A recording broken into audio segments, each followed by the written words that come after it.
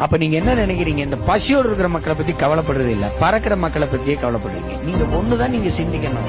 நீங்க விண்வெளியில ராக்கெட் ஏவுறீங்க, அந்த விஞ்ஞானிக்கு சாப்பாடு விவசாயி தான் கொடுக்கணும். சந்திர மண்டலத்துக்கு சந்திராயன் போறது, சயின்டிஸ்டுக்கு சாப்பாடு சம்சாரி தான் அனுப்பணும். இதை நீங்க கவனத்துல வச்சுக்கணும். நீங்க வளர்ச்சி வளர்ச்சி வளர்ச்சிங்கிறீங்க, எது வளர்ச்சின்னு கேட்டா சொல்ல மாட்டீங்க. ஒரு பிச்சைக்காரன் சுவிப்பு மிஷின் வச்சு பிச்சை எடுக்கிறதல்ல வளர்ச்சி, பிச்சைக்காரனே இல்லாத நாட்டை உருவாக்குறது தான் வளர்ச்சி. நீங்க அதை நோக்கி நகருங்க. நீங்க அதை நோக்கி நகர மாட்டேங்கிறீங்க.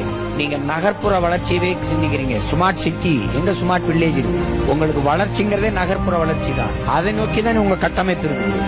சிற்றூர்களின் பொருளாதாரத்தை பற்றிய வளர்ச்சியை பற்றி நீங்க கவலைப்படல. கிராமங்கள் காலியாகி நகரங்கள் பிதுங்கி வழியும் போது ஒரு நாடு எவ்வளவு பெரிய வீழ்ச்சியை சந்திக்கணும்னு நீங்க யோசிச்சு பார்க்கணும்.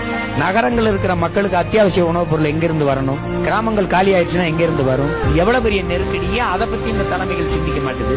புவி வெப்பமாகுது, அதுக்கு ஒரே வழி மரம் வளர்த்தல் தான். அப்ப கிரீன் இந்தியா இருக்கிற நாட்டுல ஏன் கிரீன் இந்தியா வர மாட்டேங்குது? இப்ப நீங்க எதை நோக்கி நகரணும்னு இருக்குல்ல,